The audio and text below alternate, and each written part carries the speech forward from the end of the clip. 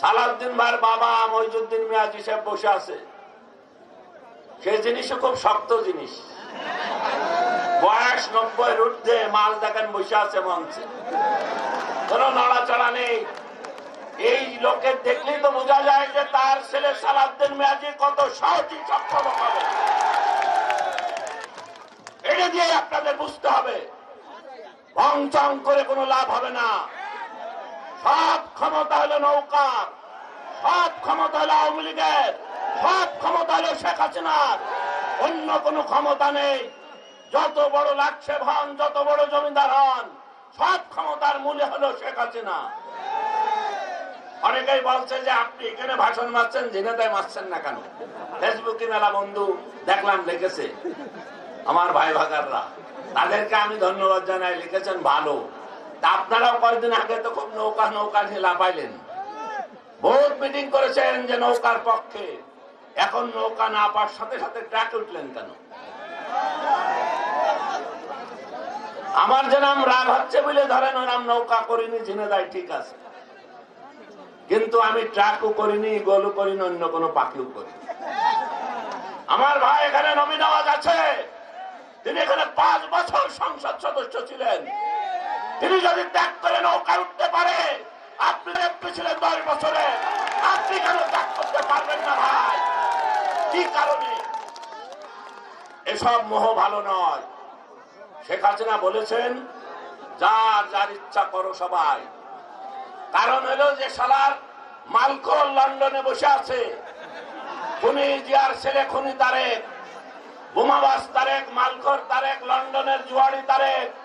তিনি লন্ডনে বসে বলছেন নির্বাচন করা যাবে না, কারণ তিনি চায় না যে দেশে নির্বাচন হোক, এদেশে মানুষের অধিকার থাক, মানুষ তার ভোটাধিকার প্রয়োগ করুক, মানুষ বিশ্ববিদ্যালয়ে ছেলে মেয়ে লেখাপড়া করুক, কোন বিশ্ববিদ্যালয় বন্ধ হবে না, সেশন জট হবে না, এই হরতাল ধর্মঘট হবে না, ছিনতাই চুরি ডাকাতি হবে না, মানুষ শান্তিতে বসবাস করবে।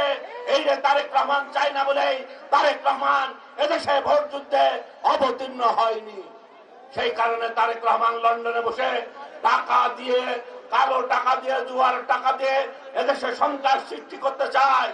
সেই জন্যই মাননীয় প্রধানমন্ত্রী বঙ্গবন্ধুর কন্যা শেখ হাসিনা আজকে এই ভোট উন্মুক্ত করে দিয়েছেন।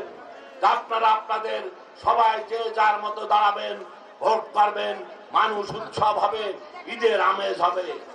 আমি তো আমার ভাই সভাপতি সাজ্জাদকে তো বললাম যে সাজ্জাদের 2 ঈদ একসাথে হচ্ছে, কুরবানির ঈদও হচ্ছে, এই বকরা ঈদও হচ্ছে, 2 ঈদ। সাজ্জাদের চেহারাই বোঝা যাচ্ছে যে সাজ্জাদের জয় হয়ে গেছে। সেই জন্য তার একটা উৎসব উৎসব ভাব আছে। আমার ভাই টিপু আছে, সেও দাঁড়াইলো, সেও সাজ্জাদের মতো টুপি মাথায় দিয়ে ঘুরছে, দেখেছেন তো? সেও একই লাইনে ঘুরছে, লাইন সব এক। আমার ভাই পাশে নবী নওয়াজ আছে, তার কষ্ট আছে, তো তারপরেও আমি তাকে ধন্যবাদ জানাই, কৃতজ্ঞতা জানাই যে কষ্ট থাকার পরেও আদর্শের সাথে বেঈমানি করিনি, মুনাফিকি করিনি, এই নৌকায় সব।